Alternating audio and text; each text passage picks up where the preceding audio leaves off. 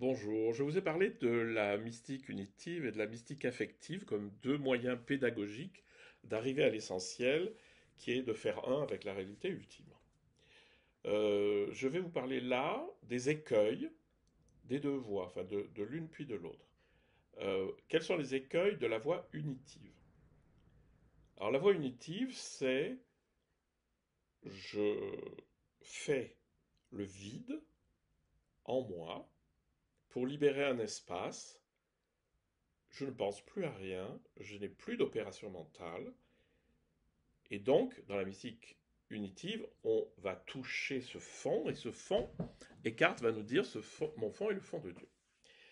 Ce qui se passe de temps en temps, c'est que les gens travaillent dans la mystique unitive, ils font un avec la réalité, tout ça c'est vide, il n'y a pas de représentation, rien. Mais il n'y a pas forcément non plus de conscience de ce qu'est ce fond, hein. On va juste parler de euh, de la nature première, de la nature originelle de l'esprit.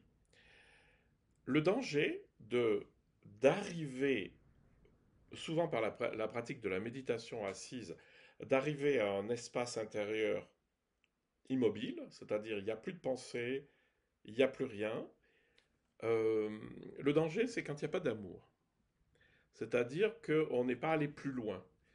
Et donc là, on a des gens qui se maîtrisent très très bien, qui arrivent à se poser, à être dans le silence intérieur, mais où l'amour ne jaillit pas. Et donc on a, et ça arrive, ça m'est déjà arrivé de rencontrer ce genre de personnes, des gens qui sont extrêmement arrogants, qui se sentent tout à fait supérieurs.